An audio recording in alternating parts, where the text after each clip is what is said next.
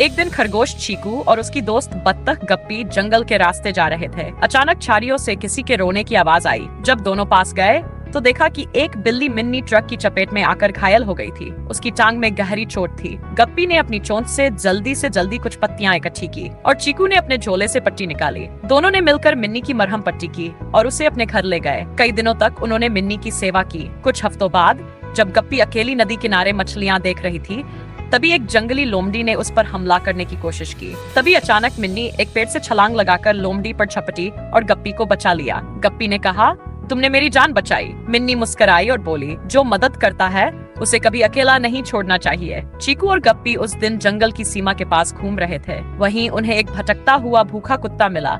उसका नाम था शेरू। शेरू कई दिनों से भूखा था और किसी को नहीं पहचानता था। वह डर के मारे किसी के पास नहीं आता। गप्पी ने पास जाकर अपने पंखों से उसे सहलाया और चीकू ने उसे कुछ गाजरें और बिस्कुट खिलाए। धीरे धीरे शेरू को विश्वास हुआ और वह उनके साथ जंगल में रहने लगा। कुछ दिनों बाद चीकू एक कुएं में गिर गया। वह जोर से चिल्ला रहा था, लेकिन आसपास कोई नहीं था। तभी शेरू दौड़ता हुआ आया और गप्पी को बुलाया।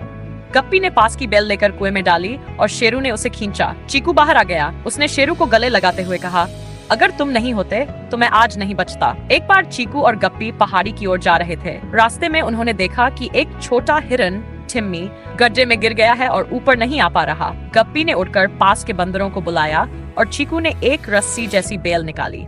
सब मिलकर टिम्मी को बाहर निकाल लाए। टिम्मी ने नम आंखों से कहा, आप दोनों मेरे लिए भगवान से कम नहीं। कई दिनों बाद जब चीकू तेज बहती नदी पार कर रहा था, उसका पैर फिसल गया। तभी टिम्मी तेजी से आया और अपने सींगों से चीकू को खींचकर बाहर निकाला। चीकू बोला, अब तुमने मेरी जान बचाई टिम्मी। टिम्मी हंसते हुए बोला, हम दोस्त हैं ना।